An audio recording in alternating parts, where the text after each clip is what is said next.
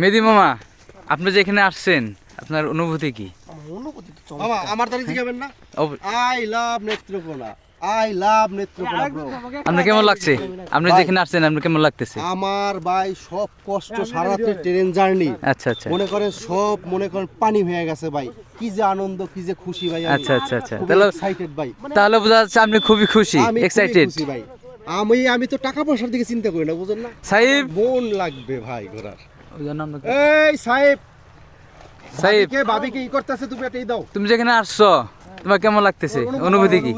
খুবই সুন্দর ভাইয়া। আপনি আসার আগে যে ব্যাট বাসটা দিয়েছেন তার ফলে তো আপনার পাহাড়ি না। এই ভাই সবুজ ভাই, হ্যালো সবুজ ভাই, আমি একটু কথা কই। সবুজ ভাই জি বলেন। আপনি আর আমি, হ্যাঁ, আপনার ভাবিরে নিয়ে যাবেন আর আমার ওয়াইফরে নিয়ে এই পুরো পাহাড়ের উপরে মনে করেন। আচ্ছা আচ্ছা, ইনশাআল্লাহ ইনশাআল্লাহ ইনশাআল্লাহ। এখন সবুজ ভাই আপনার অনুভূতি কি বলেন? আলহামদুলিল্লাহ বেশ ভালো। সবুজ ভাই আপনি আলহামদুলিল্লাহ বেশ ভালো। রাতে অনেক কষ্ট হয়েছে, প্রায় 5 থেকে 6 ঘন্টা এই ট্রেন জার্নি করছি। তারপর দাঁড়িয়ে একটু বসতে পারি না, লাস্টে 5 থেকে 10 মিনিটের মতো আমি বসে আসছি। এরপর থেকে আমার প্রচণ্ড পা ব্যথা ছিল।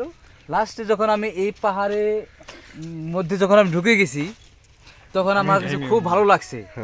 হ্যাঁ, আচ্ছা আমরা এখন নেক্সট সারা দিনের, হ্যাঁ বলতে পারেন সারা রাতের যে একটা ক্লান্তি, যে একটা অনুভূতি ছিল, আচ্ছা। সব আমার মানে ক্লান্তি অনুভূতি মানে সব সার্থক। সার্থক। আচ্ছা আমাদের শোনেন ভাই, হ্যাঁ। আমরা যে এখন নেক্সট এভারেস্ট জয় করতে যাইতেছি, ঠিক আছে? নেক্সট এভারেস্ট মানে এভারেস্ট বলতে আমরা বলতে যে শুধু ওই যে বরফের এভারেস্ট না, জি জি, আমাদের যে পাহাড়ে উঠতেছি আমরা, ঠিক আছে? জি। এই পাহাড়ের অনুভূতিটা কি? আমরা এই ফার্স্ট টাইম বাংলাদেশি পাহাড়ে উঠতেছি, জি জি জি জি, ঠিক আছে? হ্যাঁ। তো এইখানে আপনার অনুভূতি কি রকম হ্যাঁ, যে আমরা? আলহামদুলিল্লাহ বেশ ভালো। হ্যাঁ আমরা যাচ্ছি যে ওই উপরে উঠে আমরা দেখবো হ্যাঁ যে কিরকম লাগতেছে, একটা অনুভূতি, অন্যরকম একটা ফিল আসবে। হ্যাঁ হ্যাঁ। হ্যাঁ, সেটাই আমরা দেখবো। আচ্ছা এইখানে যদি আপনি আমাদের সাথে না এসে যদি ভাবির সাথে আসতেন, হ্যাঁ, তো আপনার অনুভূতি কেমন? আরো ভালো লাগতো। আমরা ভাবি পাশে থাকতো, দুজনে মিঠুপথ, এই যে মিঠুপথ হ্যাঁ হেঁটে যাবো, হ্যাঁ। মানে অন্যরকম ফিলিংস লাগবে।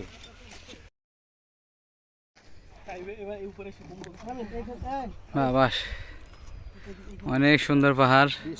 AC India, India, India, India. হ্যাঁ,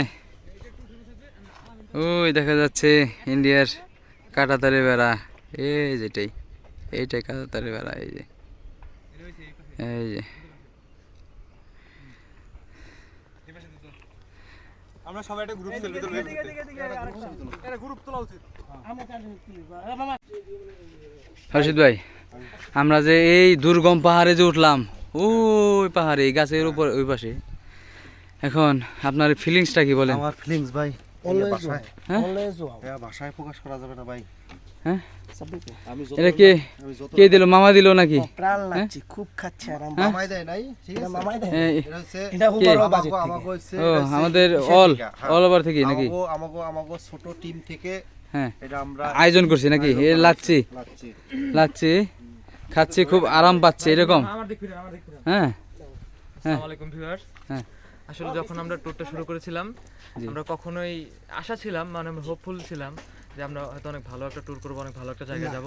আসলে এর থেকে আমরা যে এর থেকেও ভালো কিছু জায়গা আমরা ঘুরতে পারবো এতটা আশা আমাদের ছিল না। কিন্তু আসলে যখন আমরা নেত্রকোনায় এই দুর্গম পাহাড় এলাকায় আমরা আসলাম এবং একটা পাহাড়ে চূড়ায় উঠলাম, তখন আসলে